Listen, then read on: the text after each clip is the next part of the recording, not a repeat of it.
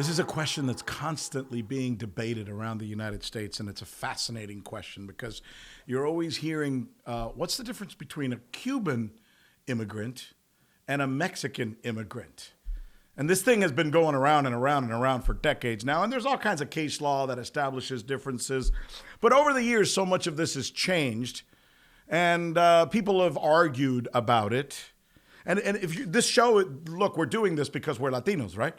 This is the first outlet that we think can actually address some of these topics that we all talk about as Latinos in the United States. That's why we call our network Agua Media, and this is Rick Sanchez News, where every week we talk about these types of things, everything from Latinx to why are we leaderless to why is it that we're the third fastest growing economy in the entire world. Yeah, if we Latinos in the United States were a country, we'd be the third fastest growing economy in the entire world, and nobody knows that. Nobody knows that, and there's so much out there. But today, this is the topic that I think we need to be able to address, and it has a lot to do with what some of the conversations are in the United States about something like this. So it's, look, I don't want to make it seem like it's Cuban versus Mexican, but it seems, at least in terms of the way immigration has been set up over the years, that's kind of what it is. And it's kind of changed a little bit, too. You could have argued at some point, just as, Castro had taken over Cuba, that the people coming over from Cuba really were fleeing desperately from a country that was very, very militarized and political. Is that true today? Is that true today? And we're going to ask these questions. And the reason we're asking these questions, by the way, the reason we're asking these questions is because suddenly something has happened in Florida that makes us ask the question, and I think it was a mistake.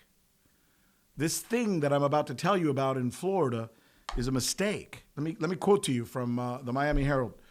Florida Lieutenant Governor Jeanette Núñez, a Cuban-American Republican from Miami, raised eyebrows among some Cuban-Americans over the weekend after suggesting on a conservative AM radio show that Cubans who were in Florida illegally, in quotations, by the way, there we go with that very loaded term, illegals, illegally, would be bused to Delaware. So she said they would be bused to Delaware. In fact, here it is. Listen for yourself. Una parte de los números que han venido por la frontera de a Cuba, large part ten la completa of those seguridad who are coming from que Cuba, donde quieren llegar, el punto final donde quieren be llegar es assured a Florida. that they want to come to Florida. There's no doubt about it. Que vengan ilegal, and if they come here illegally, no se va a quedar con brazos they're not going to stay here with their arms folded, pensando qué es lo que va a poder hacer, wondering what they're going to do. Muy francamente, el estado de Delaware, el estado del presidente. We're going to take them and send them to Delaware, President Biden's state. So she's saying Cuban illegals are going to be shipped to Delaware. And obviously you understand this is part of politics. Democrats do it too. It's a political statement that the governor, who's a Republican of Florida, and this is his attorney general, are trying to make is, we're going to show that Joe Biden, by golly, we're going to ship the illegals to his state. That's the framework of the argument. They're trying to say they're shipping the illegals to his state, but there's a problem. There's a problem. And the problem is she just told the Cubans in Miami that they're no different than Mexicans, right? You Cuban illegals are going to be shipped to Delaware. Well, within 24 hours, Tallahassee, for those of you who don't know, that's the governor of Florida, where the capital of Florida is. Tallahassee freaked out. And the governor had his spokesperson put out a tweet. Let me read you what that tweet says. This is in response to Florida's Lieutenant Governor Jeanette Núñez, who made that statement that I just played for you, and I translated it for you because, yes, I am fluent in laka. Here's the Christina Pushaw is the governor's spokesperson. She says, Lieutenant Governor Núñez clearly said that those who come illegally should be transported out of Florida, no matter where they came from. That's not what she said. If someone came to Miami on a raft from Cuba to escape communism and repression, that person is legal because refugee. By the way, this is very weirdly written. Let me read that to you again. If someone came to Miami on a raft from Cuba to escape communist repression, comma, that person is legal because refugee. I guess she means because they're a refugee, and if you're a refugee, you're automatically legal in the United States. By the way, that is not true, for the record. But that is what she's saying. So, obviously, what we have going on here is the governor of the state of Florida realizing that his lieutenant governor has said something which is politically not viable for him. If you want to get elected in South Florida, if you want to get elected in Florida, if you want to win the presidency, you got to go to Miami. Look, whether you're a Republican or a Democrat, I don't care. You got to go to Miami and you got to appease the Cubans. That's just the way it works. And you got to go there and say, I'm going to kill Fidel Castro. It doesn't matter that he's been dead for 30 years or whatever. You just got to say that.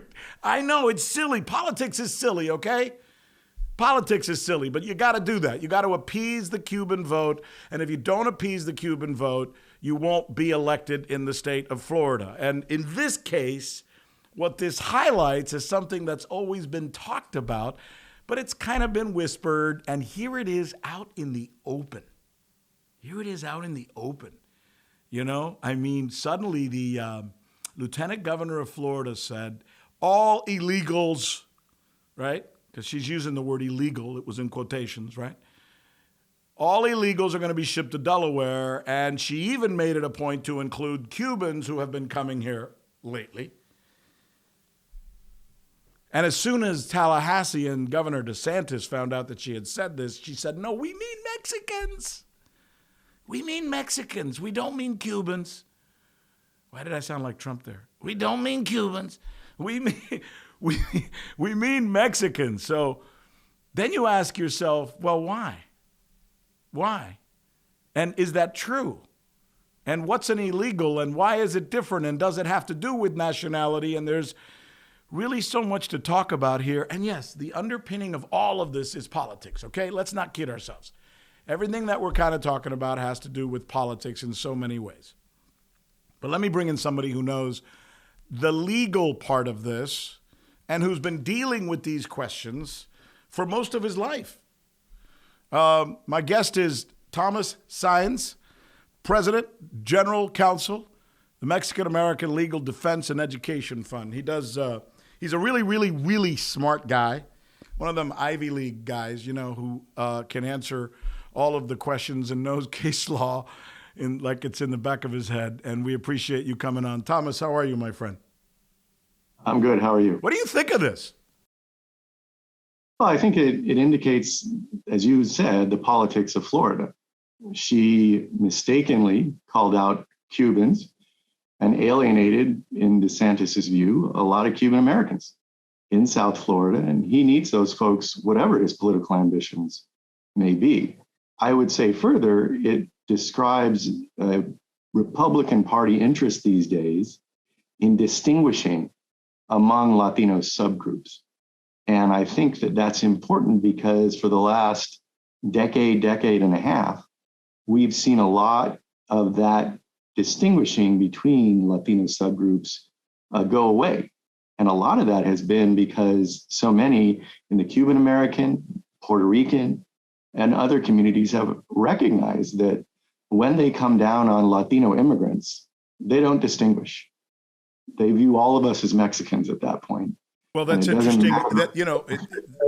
Let's start there because that's fast. That's what I first thought when I read this story. When I first read this story, what I saw was, so what they're really saying is, we do want the Cubans to continue to vote Republican, just like the Democrats want certain groups, whether it's Hondurans or Guatemalans or Mexicans, to vote Democrat. But this time they're saying, we still want you to continue to vote for us. However, fact of the matter is illegal, and as far as we're concerned, you're all the same. And that's what they accidentally said before they took it back. And I think that's because they're at pains, and have been for many decades, to argue that their views on immigration are not race-based. that, as you put it, illegal means illegal no matter who you are. And in their view, that would include somebody who's from Eastern Europe or Western Europe for that matter. But in fact, it doesn't play out that way. In fact, it plays out targeting primarily people of color and primarily Latinos. And again, within the Latino community, primarily targeting Mexicans, though increasingly, as you know, Central Americans because of the current flow to the southern border. But in the end, they want to make sure that folks don't see them as basing this on race. But at the same time, within the Latino community, they want to distinguish between groups because they recognize that their votes are coming primarily from limited subgroups, Cuban Americans first among those. Let me talk about a dirty little secret that everybody in Miami knows who are, like me, a Cuban exile or a Cuban American. Many of the people who are coming from Cuba today to the United States, unlike perhaps myself and my mother and my father and others from different generations, I don't know where the line is, have less and less become political exiles and are really no different as economic exiles coming to the United States to try and look for a better life economically, just like the people coming from Tegucigalpa and just like the people coming from Guatemala City and just like the people coming from Mexico City. And most people in Miami would admit that to you, maybe not publicly, but if you were talking to them. And let me just add another point that I think people don't know, who may need to know this. Many of those people who are coming from Cuba to the United States seeking asylum because oftentimes they fear that they are political exiles and they got to show that they would be persecuted if they were returning to Cuba, kind of defeat their own argument. Because as far as I can tell, and I live here, many, if not the majority, go back to Cuba on weekends. What does that tell you? I think it all goes back to the fact that our immigration laws are not nimble and have not been changed in many, many years. So our rules began in the Cold War, in the midst of the deepest part of the Cold War. And so our immigration laws, even today, show preferences for those who are fleeing communist regimes. Now, that's most obvious with respect to the Cuban American community, as you've described, but it really was across the board. The politics of the Cold War really influenced how our law developed in immigration. But we have not changed those laws or adjusted them in any way to reflect current reality. We're talking about decades. And by the way, to be clear, I understand that. If there is a major event in your country, which is a political event or even an earthquake or a God-created event, as we like to say. And the United States, in its mercy, says, we are going to allow people from that country who are desperate because of that thing that's happening right now to come to the United States, which may be the best way to describe the Cuban Democracy Act of, I think, 1967, where they said Cubans are going to be allowed to come to the United States because of the situation that's going on in Cuba. But here we are now, 40, 50 years later, and that situation is really no longer the case. Cuba's really in economic straits, no different than Honduras is in economic straits, or Guatemala is in economic straits, or so many other countries in Central America are in economic straits. So the situation has changed, Thomas. I would say it's actually changed on both sides. I think that there's an argument today that Central American refugees who are fleeing conditions of violence that arguably are tied directly to policies in those countries are different than migrants from Central America decades ago that may have been more fairly characterized as economic. But it's also true that decades ago, they were fleeing also a political situation from the opposite side of the political spectrum. Back in the 80s, as you know, many were leaving Central America because of right-wing oppressive governments, not communist governments. But back then, it was the middle of the Cold War in the 80s, or the end of it, but still the Cold War. And there were distinctions drawn between if you were fleeing a politically repressive right-wing government versus fleeing a communist government. Again, very much tied into the politics, including the international relations politics of the day. But the point that you and I are both making is the Cold War ended now 4 decades ago almost. Mm-hmm. And really conditions have changed in terms of our international relations dramatically since then. And we haven't changed our immigration laws. So would it then stand, and your point is a good one, because what you're saying is there's people coming from Honduras, which is now considered one of the most dangerous places in the world. If you're raising your children in Honduras, there's a good chance your daughter, by the time she gets to be 16, will be raped, and your son will be shot and killed because of the political situation in a place like Honduras, and it's not the only place. So that's the point that you're making. I'm just accentuating it with some of the facts, which are true, which would stand to reason then that if you're coming from Honduras, you may actually be more of a political exile than if you're coming from my birthplace, Guanabacoa, for example, in Cuba, although that may not have been the case 30, 40 years ago. So what that leaves us with then, as we continue this interesting intellectual deep dive into why we are where we are, is the question that you and I have to ask ourselves then. So what keeps the law, or let me just say it more clearly, why is it then that Cubans continue to be treated differently, given that, despite what you and I just talked about? Because we haven't changed our laws. We haven't had the ability since 1990, really, to change our immigration laws in any significant way. And that's despite, as you know, strong public opinion in favor of making certain changes, particularly with respect to the undocumented population here in the country.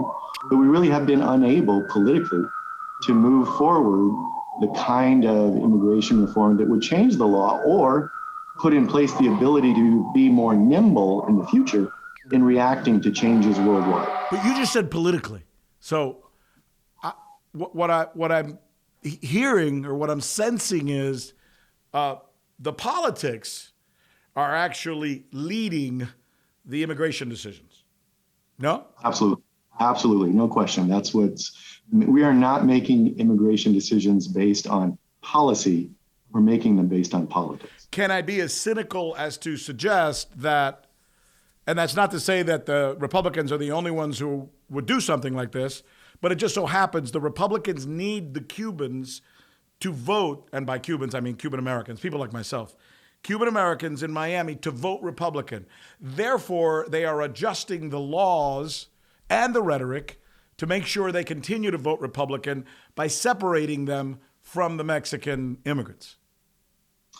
I think that's right, with one addition, which is this is very difficult because overall, the Republican Party has become more universally aligned with an anti-immigrant politics. That wasn't the case, as you know, 10, 15, 20 years ago, when immigration reform was a bipartisan issue with strong support from leaders in both parties. But what we've seen is a shift where one party has become almost universally aligned with an anti-immigrant perspective. And the difficulty is that at the same time, that party is trying to keep the loyalty of a community, Cuban Americans, who are very much tied to immigration, ongoing immigration, yes, and immigration policy. So they've created a conundrum. We want to keep this group that's very much aligned with immigration politics, if you will. Well, we have almost universally adopted an anti-immigrant politics as our brand. That's always going to be difficult. This is fascinating what you just said. And I think I have something that underscores that, because what you just said, Counselor, is that Republicans, in this case, we're going to use DeSantis, who happens to be the governor of Florida, needs to go out there and in a very Trumpian fashion say, I am against those illegal immigrants, and if they continue coming here, I'm going to show them, look what I'm going to do. I'm sending them to Delaware. I'm doing this. Not only that, he recently decided he was going to use Florida state taxpayer money to send police officers from Florida all the way into Texas to show how tough he is against immigrants, which is interesting because he's using police officers in Florida to go do the work of police officers in Texas because he wants to show how much he despises those illegal immigrants, those illegal aliens, as I'm sure he would say. But what's interesting is he's then telling Cubans, but you guys can be illegal immigrants. You guys can be illegal aliens. It's okay. You can do it. I just don't want the Mexicans to do it because, you know, I don't know. Here's the cynic in me again. Those Mexicans are not going to vote for me anyway, so I'm just not going to be worried about offending them. Here is DeSantis announcing that he's sending all of these troopers. That's cost the state now $1.6 million to the Texas border. We already have a number of sheriff's offices and state law enforcement agencies that have committed to sending aid. Florida Highway Patrol, Florida Department of Law Enforcement, Florida Fish and Wildlife, Escambia County, Brevard, Lee, Pasco, Hillsborough, Okaloosa, Santa Rosa, Holmes. All these sheriffs immediately said, absolutely, count us in. And by the way, when Texas said, do you guys want us to pay you back? The governor said, nope, it's okay. But the taxpayers of Florida will fund the bill for the police officers to not patrol the streets of Florida, but rather the streets of Texas, carte blanche or free, I guess. You know, we're gonna take care of that for you to show how tough he is against, politically speaking, how tough he is against them illegal immigrants, especially the ones in Mexico, but again, not the ones in Florida. I mean, you can't make this stuff up, Thomas. No, but the only thing I would add to it is they're actually being sent to not do Texas law enforcement work because Texas law enforcement isn't doing appropriate work because the governor there, Governor Abbott, has detailed state troopers to be involved in immigration enforcement, which is not their job. So basically, DeSantis is having Florida taxpayers pay to send law enforcement to Texas, not to do Texas law enforcement job, to do a job that doesn't belong to any of them, but belongs exclusively under our Constitution to the federal government and the Department of Homeland Security. Here we are doing this podcast, which is about Latinos, right, in the United States. And let me just say that the best thing that, and he doesn't know this, but I do, the best thing that Governor DeSantis can do for the state of Delaware is send them Latino immigrants. The best thing that any governor can do for any other state in the United States is send them Latino immigrants because, and let me just put it very much as plainly as I can, if you wanted citizens in your state, would you want them to be church going? You got them if you got Latinos. Would you want them to work more, be more industrious than most of your citizens now? Well, if you get Latinos, you got them. The average Latino, according to labor statistics, works 44 hours a week. The average non-Latino, 33. Do you want them to be the type of people who have a tendency to join the military ranks more often? Well, you got them if you have Latinos. Do you want them to be part of one of the largest economies in the United States? You got them if you got Latinos. Do you want them to have more mortgages than most Americans? Well, you got them if you have Latinos. Do you want them to buy more houses and cars? Well, you got them if you have Latinos. Bottom line is, DeSantis may be thinking he's doing a horrible thing to the state of Delaware by sending them these quote unquote illegal immigrants. Every stat, every statistic, every report that I read says Latino immigrants are the best neighbor you could possibly ever have in this country right now. Documented, Thomas. Absolutely. And I would add to that, Rick, by just saying if you want folks who are young workers who are going to be contributing to Social Security for many decades to come before they ever get to the point of collecting. In other words, do you want the workers who are actually supporting those who are currently collecting Social Security are elderly? Then you want those Latino workers. The average, the common age of a Latino is 11. The common age of a Latino is 11. The common age of a non-Latino white European in the United States is 58. Think about that. For those of you who are going to write letters to me or let me know, I'm not talking about average. I know this is the node. It's called the common age.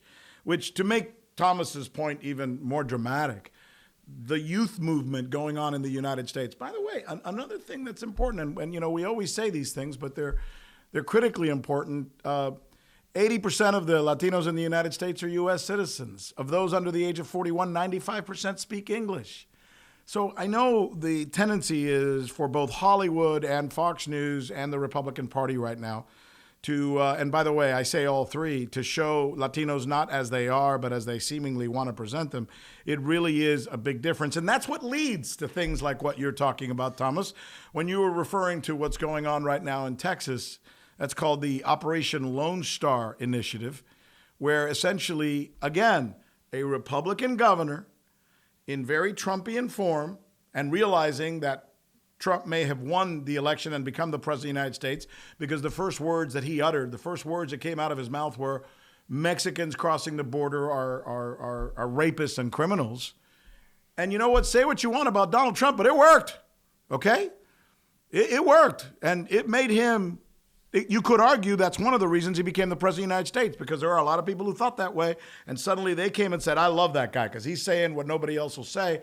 Now you got a guy like DeSantis essentially stepping up and the governor of Texas essentially doing the same thing. And isn't that really what Operation Lone Star in Texas is all about? It's absolutely, totally about politics. Now, the thing to add is that Governor Abbott is, as you know, facing a serious reelection challenge. He's got a serious candidate running against him, and he's got to make sure he wins that election. So he has doubled down, tripled down on his anti-immigrant views to become very Trumpian. And Operation Lone Star is a part of that. It is clearly a political move where he has directed Texas state troopers to basically be engaged in immigration enforcement in certain counties that he identifies as being in an emergency state because of unlawful immigration. Instead, what he's done is unleash state troopers to engage in widespread racial profiling, to discriminatorily pull over those who are Latino, look Latino, and to come up with a traffic-based reason to pull them over. But their real interest is engaging in discussion about immigration issues. Think about what all because of Operation Lone Star. I want you listening to the sound of our voices. I'm here talking to Thomas Saenz, President and General Counsel, Mexican American Legal Defense and Education Fund. I want you to think for a minute about what Thomas just said. While, George, if you could get the Beto O'Rourke sound ready. I'm going to go to that in just a minute. I'm going to skip Roland Gutierrez and go right to Beto O'Rourke, since that's what Thomas alluded to. But let me just put this in very rudimentary terms. Imagine that no matter who you are, no matter what color your skin is, and no matter what nationality you are, or what religion you are, or where you live in the United States or in the world, for that matter, if you're listening to the sound of my voice, that every time you left your driveway, by the time you got to the end of the street corner, a police officer pulled you over and asked you, where are you going? Who are you? What are you doing? Et cetera, et cetera. And legally, they had a right to do that, right? That is what's going on right now in Texas, in certain places. Oh, wink, wink. All of those are places where there are lots of Latinos living, but they're not the only ones being pulled over, by the way. But that is what it's like to live in those places right now. The governor has decided to send in this force, this overwhelming force, and they are pulling over everybody for anything to see if possibly they're an illegal immigrant trying to sneak into the United States. Now, reductio de absurdum, bringing this argument to the most absurd point. Sure, I would say, do you want to catch bank robbers? Well, of course I want to catch bank robbers. Well, then you got to let me stop everybody. Well, yeah. Do you want to catch child molesters? Do you want to catch, somebody who's cheating on their taxes? Well, then I have to stop. Well, no. That would be like saying that every American should be stopped every half hour just to see what they're doing or what they may have been up to or what they might be thinking of doing in the future. And that's kind of what's going on right now in Texas. Everybody is being stopped. Here's Beto O'Rourke with some statistics that he just came up with or that he investigated and he's sharing.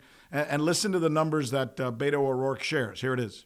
The number of traffic citations written by state troopers in the Valley has gone up 1,000% since Operation Lone Star. You are being taxed for driving on the road in these communities right now, just because of where you live and very often the color of your skin. Thomas Saenz, you say what? Amen. That's clearly what this was intended to do. It's clearly designed by Governor Abbott to send a political message. And O'Rourke is calling it out. It's basically licensing being pulled over for driving while brown, engaging in immigration enforcement that is the exclusive province of the federal government, all to bolster Abbott's reelection prospects this November. You know, there's a wrinkle in this that happened recently, and it's funny the way God sometimes sends messages. But one of the things that they're doing with Operation Lone Star, this effort in the state of Texas to show strength against immigrants, especially them, their quote unquote illegals, was they were going to help shore up the school system and secure schools, for example.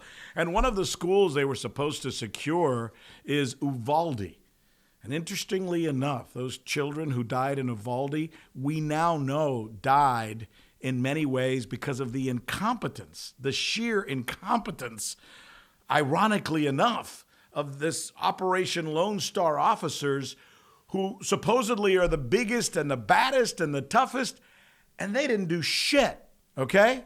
When they had to face down this crazy killer in that school, they didn't do crap. In fact, they wilted. They wilted. We know this now. Here's Texas Senator Roland Gutierrez talking about this. Every one of those officers of the 91 that appeared were all from the Operation Lone Star Task Force, the majority, according to the testimony of Steve McCraw in my cross-examination of them. And that is the biggest hypocrisy of all of this, is that in all of this, the big bad Operation Lone Star Task Force failed these children in Uvalde. They failed them. This is a fascinating wrinkle to this story, Thomas. Absolutely, but it does drive home the point.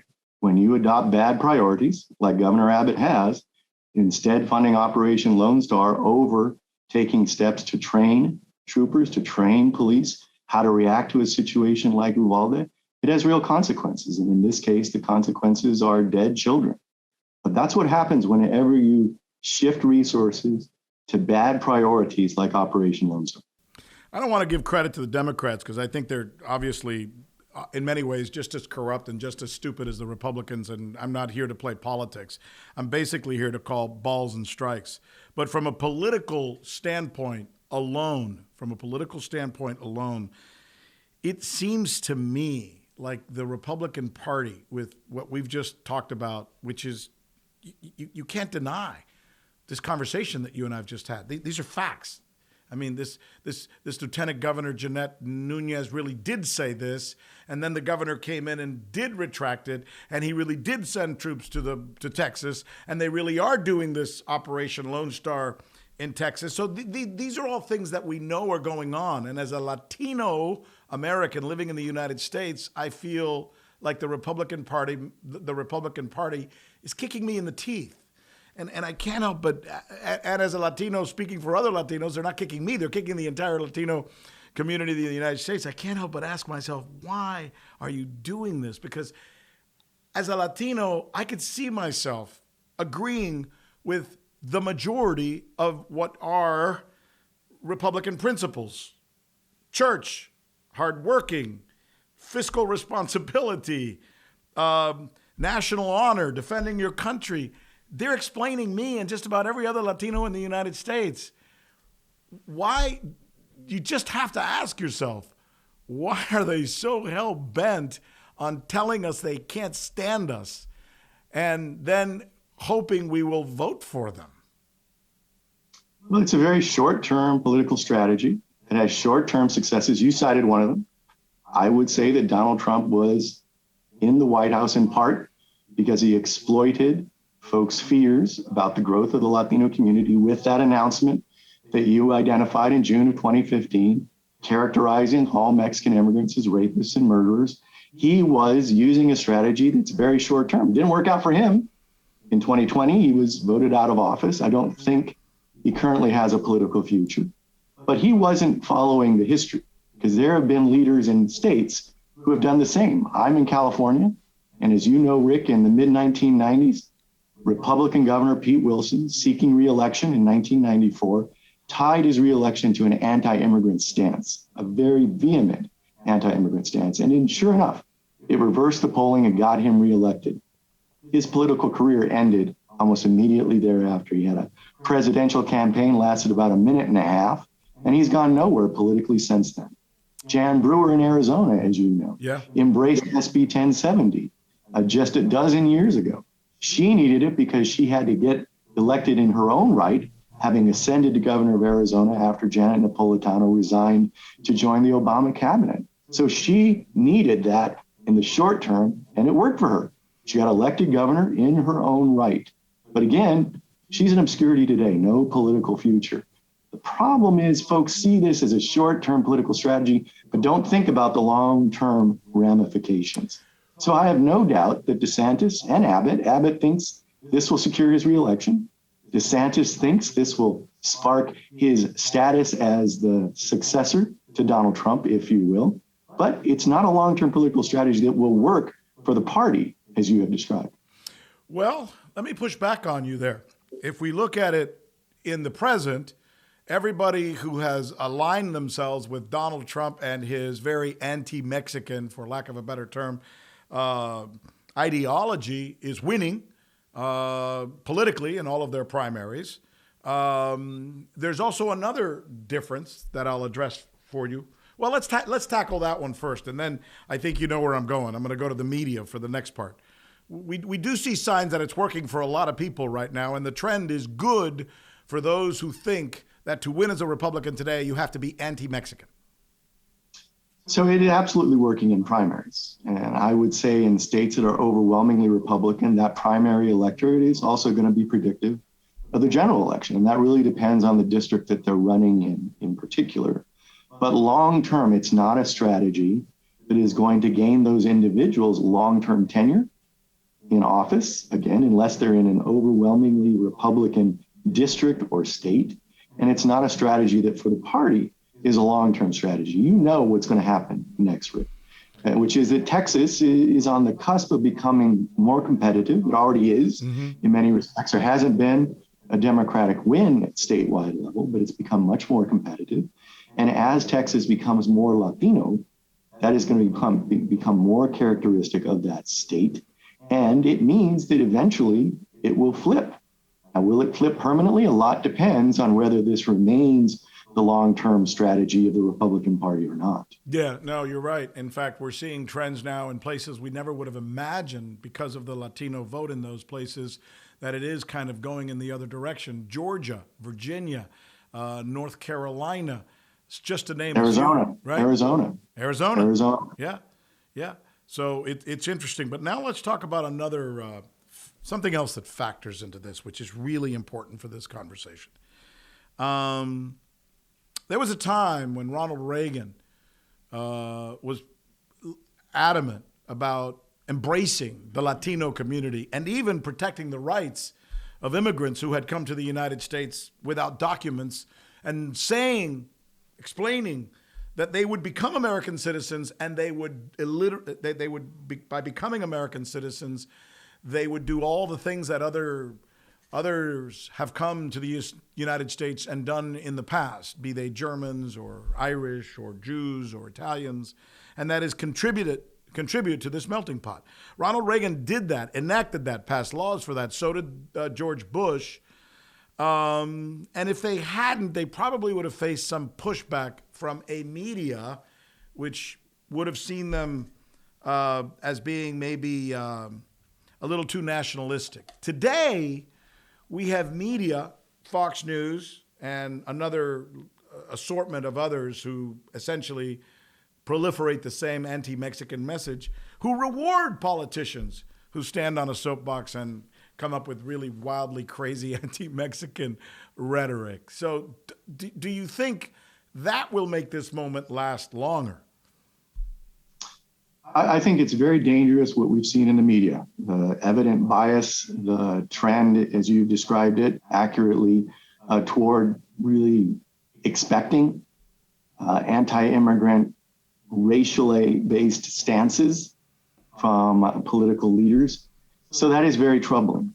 I think what is different is that those media folks are now doing what folks like Pete Wilson and Jan Brewer and Donald Trump did in the political arena. They are banking on there being a lot of folks who have demographic fear. Demographic fear is basically the fear that this country is changing. Now, that demographic fear these days takes the form of Latinos. Yeah. Because as you know, Latinos are now for almost 20 years have been the largest minority group in the country. The last census, the 2020 census, tells us that Latinos alone accounted for 51% or more of the growth of the population of the nation as a whole. So that scares some folks. And you can react to that demographic fear with a message of unity, with a message of commonality, like the one you described for Ronald Reagan. That's what his message was. You can respond that way, or you can respond by exploiting that fear to make it deeper for your own temporary gain. And I think that's what media outlets like Fox are doing. They see a more immediate gain by playing to that crowd, and it certainly is paying off for them in certain respects. Well, you could argue, as I think you have made the point, that Donald Trump opened the door for other politicians to just walk through, essentially doing everything possible to have a nationalistic message, not just against Latinos, but more against Latinos than just about all others. And wouldn't you say that's what we're seeing happen right now? I would say yes, though I'm personally wary of ever giving Donald Trump for credit with coming up with anything. So I will just say the roots of this began earlier. It just didn't have the support. I mean, you remember Pat Buchanan, basically his candidacies for the nomination of the Republican Party were built around the same sort of nationalistic anti-immigrant rhetoric. He just couldn't find the traction to move anywhere in a general election. So yes, Donald Trump's success in using this rhetoric to get himself into the White House is having ramifications in how so many believe their path to political success will go. Finally, what Donald Trump did was he took prevalent ideologies, prevalent theories, the prevalent thinking of America. And although we'd like to, or some would like to, blame the Republican Party, et cetera, this is not a Republican Party thing. Americans actually do not understand Latinos in the United States. These crazy stories about us being more apt to commit crimes, which is not only not true, it's the opposite. We are less apt to commit a crime than just about anybody in the United States. That we don't pay taxes. Again, completely not true. That Latinos don't pay, they pay more than their share of taxes. I could go on, collect welfare. Again, not true. Latinos less apt to collect welfare than any other American, but yet that theory persists because it is the conventional wisdom that is presented not just by Fox News, but in Hollywood. If you watch a movie, a Latino's always the criminal, and when he's not a criminal, he's just a loser, right? And I think that's a problem. I would say that Donald Trump's success is in large part due to the vacuum of information about Latinos that you just outlined. And that vacuum of information about us was basically created by mainstream media and Hollywood, as you've indicated. Now, that vacuum comes from stereotypes in the way that you've described, but it also comes from our not being depicted at all.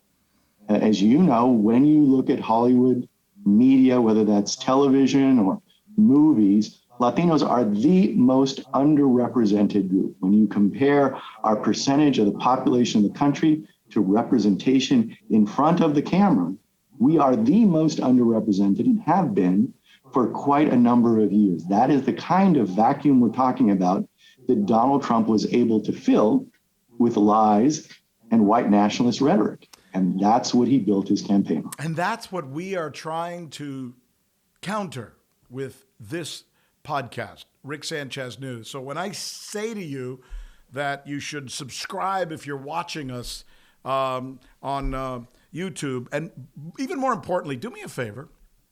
If you happen to be listening to the sound of my voice, and if you're enjoying this conversation that I'm having with the distinguished counselor Thomas Saenz, go to Spotify or Apple and listen to the podcast there, because it's in the podcast world that we can really make a difference. I mean, it really is. The future is going to be in people listening to these types of stories on their phones. So do me a favor, go and listen there, and then share it with someone. If you know somebody who's Latino or you think would like to hear this message, which you're not going to hear anywhere else. You're not going to hear this on CNN. You're not going to hear this on Fox. You're not going to hear this on NBC. You're not going to hear this on CBS. Like Thomas just said, we're 20% of the population. We're less than 2% of the people invited to have conversations in those outlets. Let me say that again. We're 20% of the population. Less than 2% of the people invited on those places like CNN are Latinos. And that's part of the problem. That's why they don't understand that we can have conversations like this and share these facts that are so important. So do me a favor.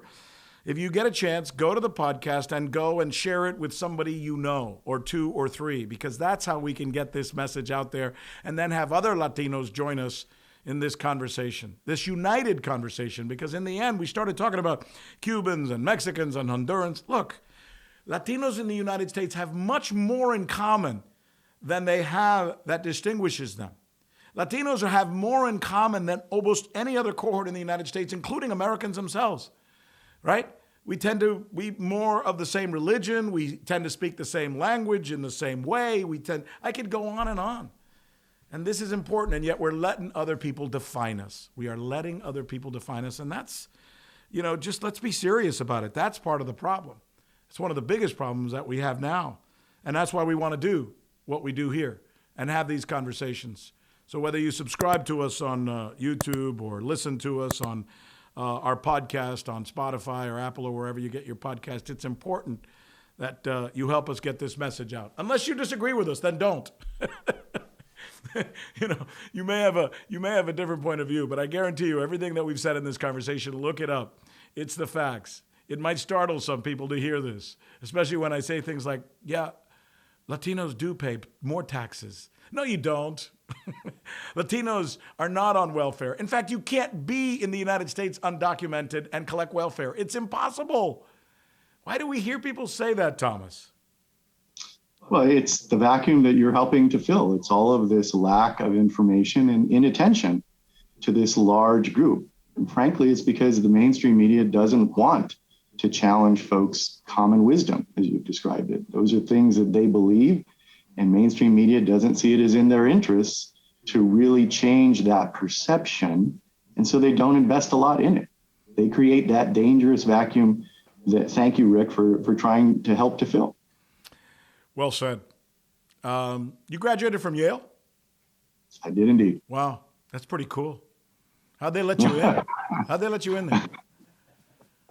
There were very few of us, very few. I kid you only because I love you, man. Thanks. I appreciate it, Thomas. You're a good man. Thanks so much for having this conversation with us and for telling some what we like to call Latino truths here on Rick Sanchez News. Thank you. Good to see you. Agua.